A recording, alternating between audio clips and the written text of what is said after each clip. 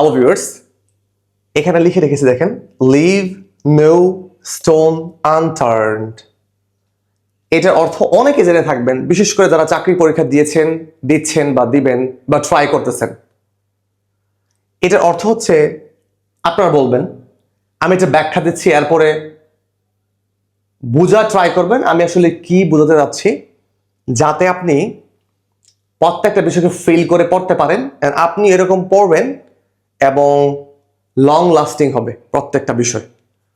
দেখেন, লিভ মানে হচ্ছে বাদ দেওয়া, ছেড়ে দেওয়া। কিরকম ছেড়ে দেওয়া? এটার B2B3 কিন্তু ধরেন LEFT। আমার হাতের লেখা বেশি ভালো না ভাই, এত ভালো স্টুডেন্ট ছিলাম না, দ্যাটস ওয়াই কিন্তু পড়াশোনা করতাম না আগে। লেফট এটার B2 এবং B3, I mean past form এবং পাস্ট পার্টিসিপল ফর্ম। লিভ মানে ছেড়ে দেওয়া, বাদ দেওয়া, ত্যাগ করা, এরকম বোঝায়। আর নো মানে কোনোটাই না, এটা বোঝাচ্ছে। স্টোন মানে পাথর, এটা পারি। আনটার্ন মানে কি? তার আগে দেখেন টার্ন মানে কি। টার্ন মানে ঘোরানো। লাইক ডাস্টার আছে, নিচ্ছি ধরেন, উল্টাইলাম মানে টার্ন করলাম, নিচ থেকে উপর করলাম বা উপর থেকে নিচ করলাম, তখন এটাকে বলতে হবে টার্ন। তার মানে আনটার্ন মানে না উল্টানো অবস্থা, তার মানে উল্টায় নাই এমন, মানে যেরকম আছে সেরকমই। তাহলে অর্থটা কি দাঁড়াইলো? রেখে দেওয়া, নো স্টোন আনটার্ন, মানে প্রত্যেকটা পাথর আপনি উল্টাইছিলেন, এটা বুঝাইছে এটা দ্বারা।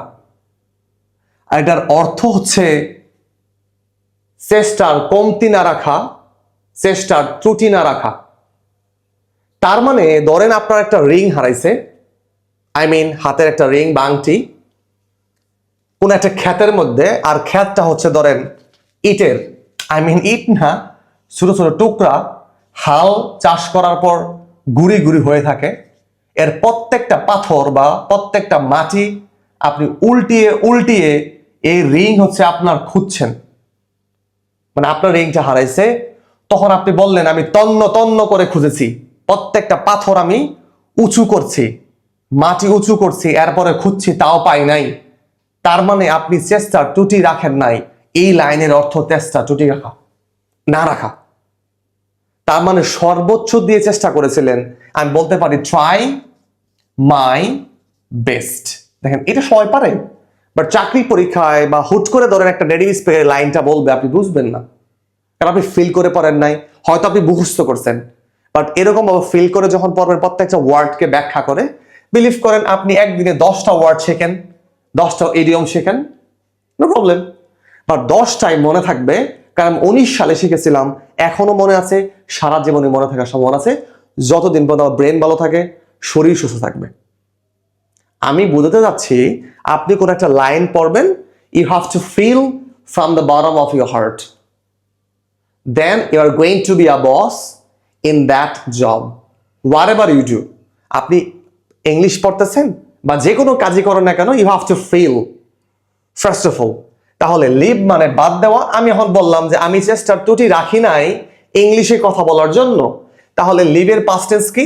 লেফট। তাহলে আই লেফট মানে আমি বাকি রাখি নাই কোনো পাথর না উল্টায়া রাখতে।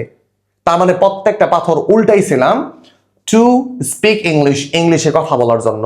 এটা যদি আক্ষরিক অর্থ বলেন এটা, বাট ম্যাটাফরিক্যাল অর্থ হচ্ছে আমি চেষ্টার কমতি রাখি নাই to speak English like a native speaker, বিদেশিদের মতো কথা বলার জন্য, বাট আমি পারতেছি না, মানে নেভারদালেস, তারপরেও, তা সত্ত্বেও I can not speak English properly অথবা ফ্লুয়েন্টলি। আমি কি বোঝাতে পেরেছি?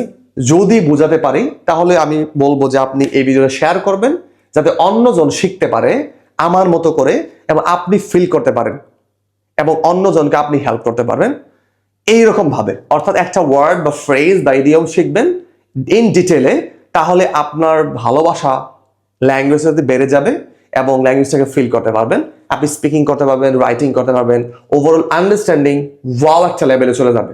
বিলিভ মি অর নট, আপনি করে দেখেন, এরকম 3-4টা মাস আপনার ল্যাঙ্গুয়েজ লেভেল ভালো হবেই হবে। বাট উড়াদুরা মুখস্থ করলে অনেক দিন লাগবে ল্যাঙ্গুয়েজ শিখতে, অনেক দিন, আনলিমিটেড 400 বছর। ঠিক আছে, আল্লাহ হাফেজ, ভালো থাকেন।